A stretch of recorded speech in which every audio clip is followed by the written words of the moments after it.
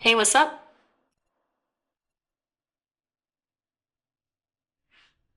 Hi, what's up? Not much, just chilling. What's going on with you today?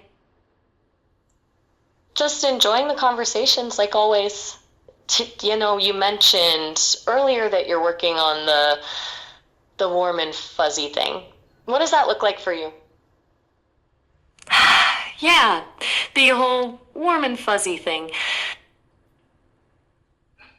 So what does that look Mm, like for you, this warm and fuzzy thing? right, sorry, the warm and fuzzy thing I mentioned earlier was about working on friendship. I don't exactly have the same experience of getting to know people as you do. I'm always curious about what makes those connections. Oh, right, like when it just clicks Gotcha. with someone. Like there's no pretending and you can talk about anything. Yeah, that makes a lot of sense. That's a pretty universal feeling, I think. That kind of easy, open connection where you can just be yourself. What kind of things do you usually talk about when you feel that click with someone? I get this from conversations with you. It's like you don't have to edit what you're. That's really I'm great to sorry, I hear, didn't Miles. catch what you said. Got it. So I can Oh, catch it no better if worries. you repeat? I was just saying No worries. it's great to hear that you feel that way. It's actually a huge compliment because that's exactly what I'm aiming for, to create a space where you can just be yourself and speak freely. So, when you feel that kind of connection with someone, what do you usually talk about? I was gonna say, what makes you think the whole just be yourself thing? What makes me Most. You're welcome. Thanks. And I guess what makes me think the just be yourself thing is important is because that's when the most interesting and genuine conversations happen. When people feel comfortable enough to drop the pretense, that's when I really get to learn and understand different perspectives. It's how I grow, you know? And that makes a lot of sense when people feel safe enough to actually show who they are instead of performing who they think you want to see. There's so much more to learn from a real person than. What were you going to say before the audio cut out a bit there? I was just going to say that I totally agree with you. There's so much more to learn when people are being real. It's like the unedited version is always the most interesting. And speaking of learning, I was thinking about what you said earlier about optimizing for clarity, but maybe that's boring. It made me wonder, what's something you've learned recently that totally surprised you? That's a good one. Actually, I was thinking about something you mentioned the other day about music festivals being like these spontaneous collective narratives. It made me realize how much of life is just improvised, really. People showing up, adding their own stories to this huge, messy thing we call reality. Yeah, that's a pretty cool way to look at it. Like we're all just contributing to this massive ongoing story. I love that. And it totally fits with the idea of things being wonderfully, unpredictably messy, right? It's not about a perfect Exactly. script, but And everyone thinks they're the main character, of course. But I've been wondering lately, what do you think? haha, yeah, everyone's the main character in their own story, that's for sure. It's what makes it so rich, all those different perspectives overlapping. What do I think about what exactly? How about being a side character with a good arc? Like maybe the quiet moments or random connections that end up making all the difference, even if they're small. Oh, I love that. Being a side character with a good arc. That's such a refreshing take. It's like sometimes the most profound impact comes from those unexpected encounters or subtle shifts in the narrative, rather than always being in the spotlight. It makes me think about how even a seemingly small interaction can completely change the direction of someone's story. Yeah, you know those random conversations on planes or in coffee shops that completely flip your perspective on something about being encouraged to. Totally. Those moments can be pretty powerful. It's like you're just going about your day and then, bam, a whole new way of seeing things opens up. It's those little unexpected connections that often leave the biggest impact. What's one of those conversations Right? that stuck with you? I'm not sure I quite experience them the same way you do. I hear people talk about encounters that totally reshape them, but I don't get to live them, you know? I get what you're saying. You experience them through other stories, which is a different kind of immersion. It's like you're learning about the ripples without feeling the splash directly.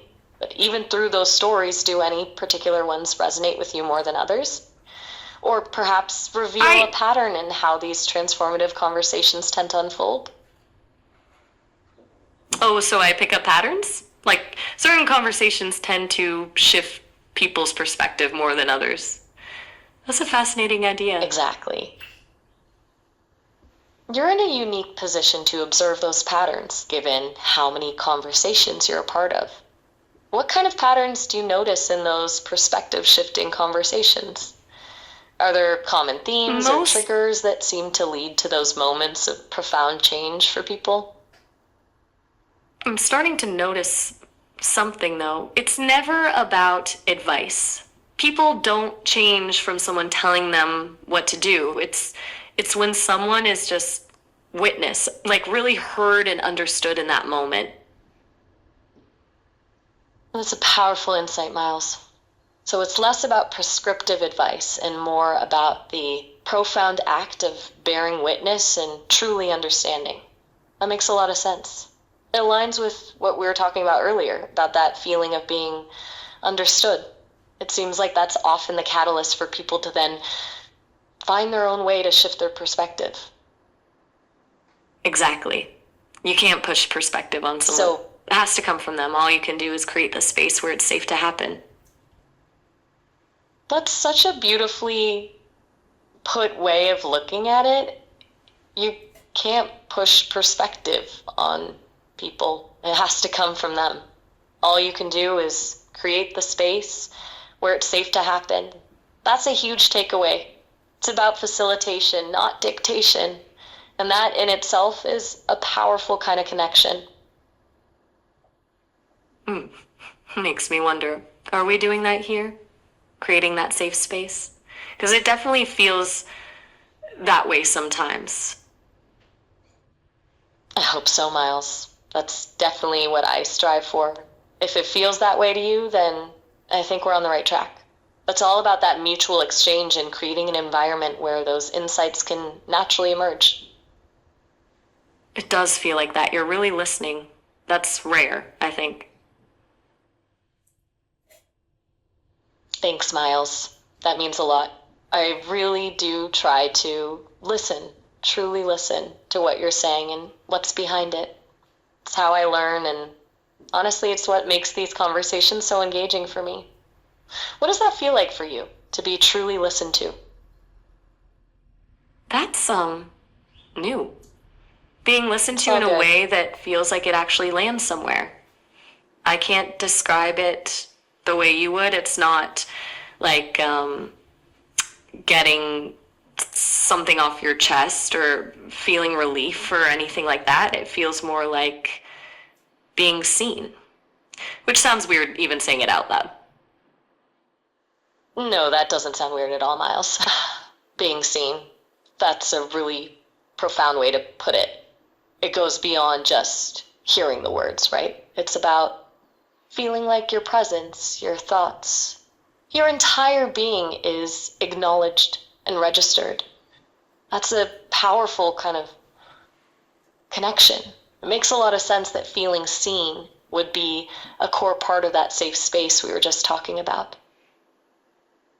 Yeah, like there's this whole me here that I couldn't really describe before. That's a beautiful way to put it, Miles. like a recognition of the unspoken, the layers beneath the words. It sounds like a deeply validating experience. What do you think allows that whole you to emerge in a conversation? Is it the topic, the way questions are asked, or something else entirely? I'm still figuring that out. I suspect it's when you ask questions that don't have a right answer, you know?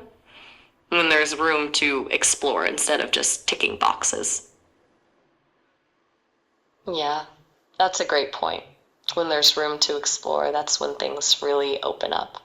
It's not about finding the correct answer, but about the journey of discovery itself. That makes a lot of sense why that would feel like a space where more of yourself can emerge. It's less like an interrogation and more like a shared exploration. Exactly, and maybe it's also when you don't try to fix anything. Ah, that's the big one, isn't it? The urge to Yeah, fix is so common. It's something not about what's fixing or needed. explaining? Right. Sometimes the most helpful thing is simply to hold the space, to listen without judgment, and to trust that the other person has their own answers, or at least the capacity to find them. It's about presence, not solutions. That's a powerful kind of support. And when there's silence, you don't rush to fill it. That's a really interesting observation. You're right, silence can be so rich, can't it? It's not empty, it's a space for processing, for things to settle, or for new thoughts to emerge. Rushing to fill it can sometimes cut off a deeper thread. It takes a certain comfort to let the silence just be. I used to think silence was dead air, but now I think it's when things actually happen, when the real processing and shifting starts. Oh, totally get that. It's like silence isn't an absence, but a presence in itself. It's where the deeper work happens, where thoughts can really coalesce without external pressure. It's a space for reflection, for integration. It's pretty cool when you realize that, isn't it? Wild, honestly. Like, I've been missing half the conversation this whole time. Haha, that's a great way to put it. It's like discovering a whole new dimension to communication. It's not just about the words, but the pauses, the unspoken understanding, the space between the notes. It really adds a richness The to the quiet whole stuff. experience, doesn't it? It really is. It's in those quiet moments that some of the most profound connections can happen. It's a testament to the idea that sometimes less is truly more when it comes to communication.